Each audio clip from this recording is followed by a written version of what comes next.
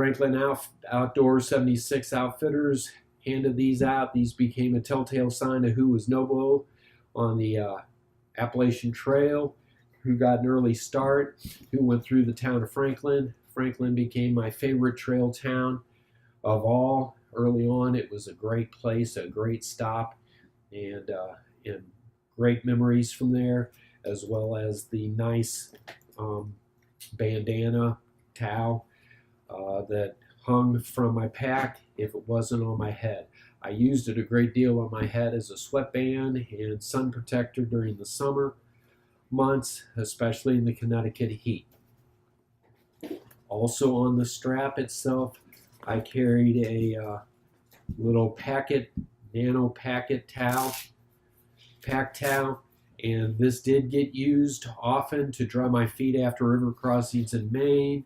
I used it after swimming in Connecticut a couple of times. I used it in showers where towels were not provided, so it got used more than I thought it would. Could I have used a bandana or saved some weight there? Yes, but it worked out and I went with it. Hand sanitizer, this was crazy use. I used it constantly. Matter of fact, I had 2 bottles on me at all times just for convenience sake. This one on the pack was used a great deal, and town stops I would replace it or refill it. I think it's one of the reasons why I stayed away from Noro and a lot of colds and a lot of infections on the trail itself. My watering system with the food graded tube and the Osprey mouthpiece was replaced by just a different mouthpiece. This method worked awesome the entire way, and people commented on it and how they liked the idea of it. It's mainstay for me now. It's the way I got my water while hiking and not having to stop and reach back and pull out a bottle and fight that. It works for some people, and some packs are made to where that water bottle retrieval is easy.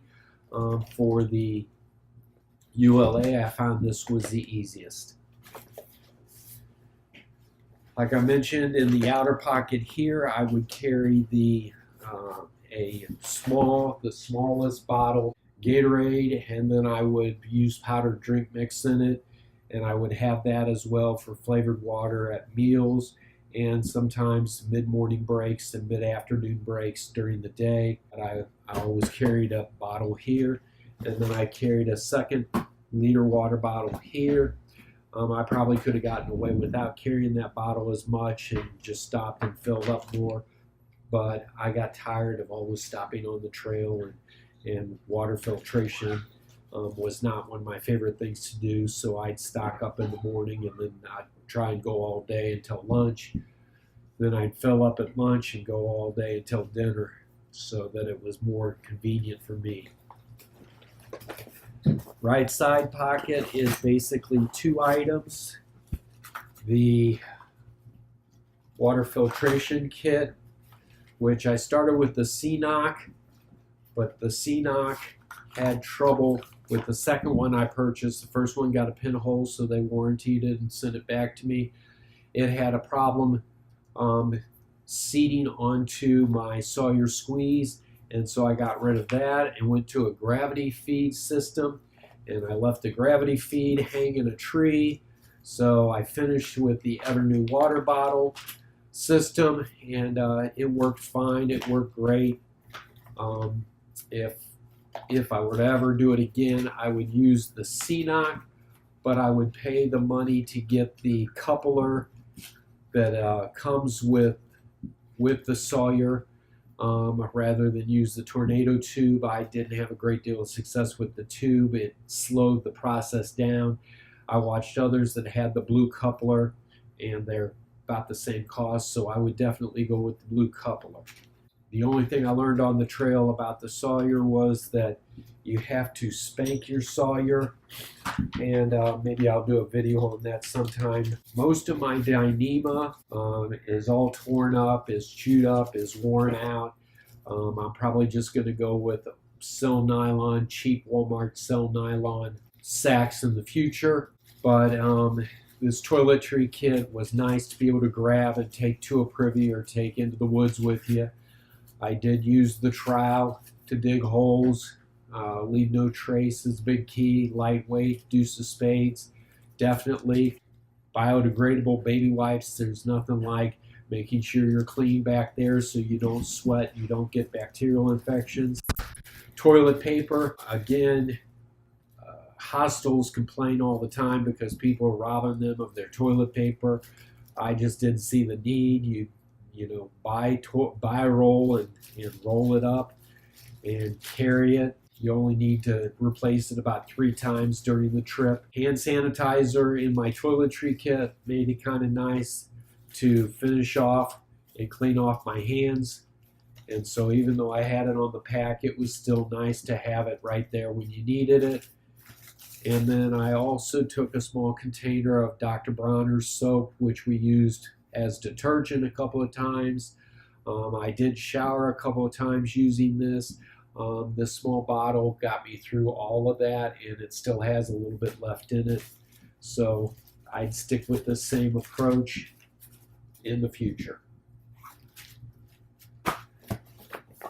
Okay. I took an old Sawyer. Actually, at one time I used this as a squeeze bottle to filter through the Sawyer, and then I just cut the bottom of it off to form a scoop. You do definitely need a scoop. I found that the thinner plastic, although lighter and easier to pack, didn't last as long, and one time I went to use it and it had a crease hole in it, and that sort of is against what you want. You don't want to find a hole like that out in the middle of the woods, and so I went with the tougher Smart water bottle and simply collapsed it down, but it will develop a hole in it as well, I'm sure. But that worked as a scoop. This side, the Z seat. I used a lot more to sit on for dinner than during the daytime. During the daytime, I just never felt like pulling it back out, and I couldn't find a good place for it. A lot of people I hiked with pulled it out all the time. They had a little place where they'd slide it out, but they would also lose it or leave it or forget it, or they'd end up someplace without it. Mine made it the whole trip because its purpose was also to serve as a foot pad in my hammock, because I used a 3/4 underwear quilt. So this was used every night to keep my feet warm and to keep my feet insulated. So the Z seat is definitely an item that you want and need, but one that I didn't use as often as I thought I would out on the trail itself. This is a Z-Pack tent stake, Cuben fiber tent stake holder. It was one of the last Cuben fiber items I bought, and the material is thicker, so I would get the thick material because it upholds better, and it has all my tent stakes in it. And I would simply store them in the outside here and clip them to a clip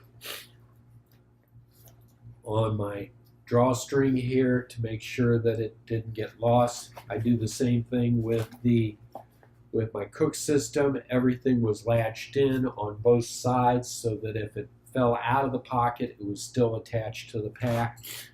That kept my items where they belonged.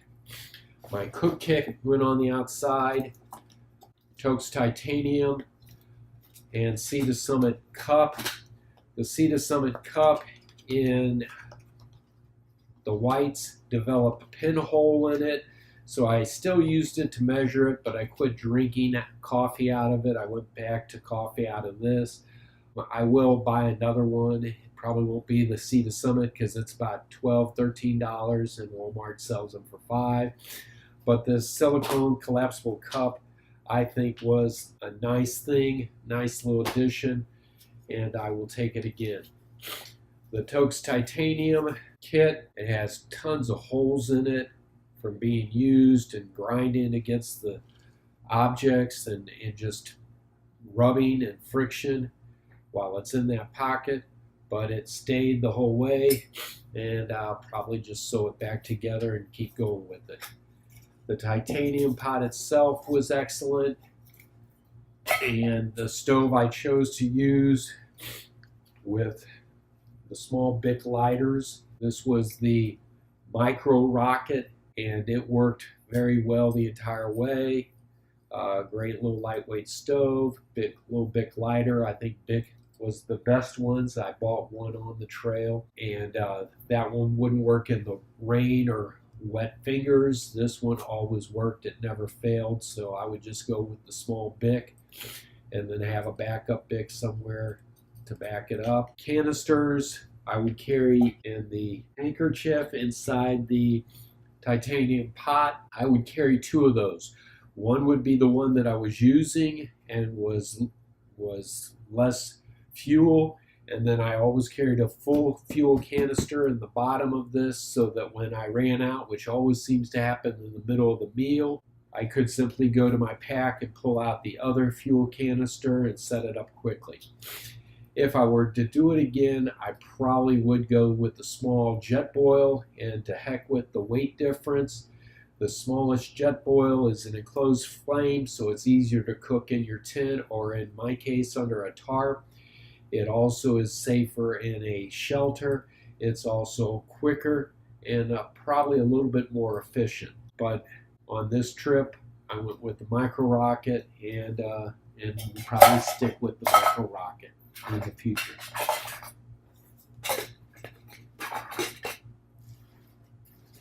Okay, whistle and a compass. I've always been a believer in the 10 essentials and having a compass, and so that's on there as well. I think most people probably wouldn't carry the weight, would do without it.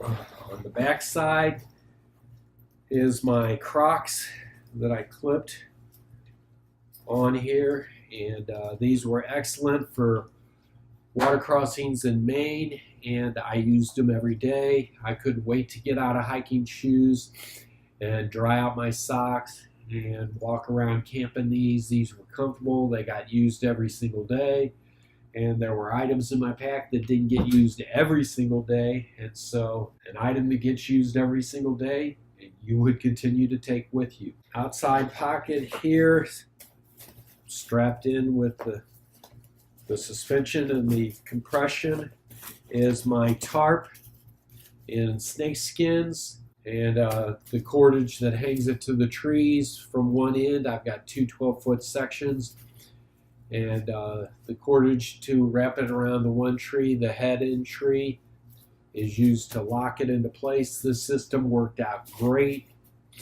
and I didn't get any holes in it really from catching on anything as I hike through brush, but the AT is fairly well maintained. I'm not sure I'd do that if I was bushwhacking a lot or had a lot of trees that were sticking across the trail and that were catching it, but it worked for me.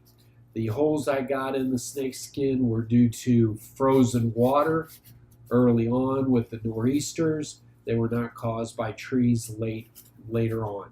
The holes themselves did not stop it from functioning well, and so I will continue to use the snake skin and probably not replace it. I would suggest using Cuben fiber in the winter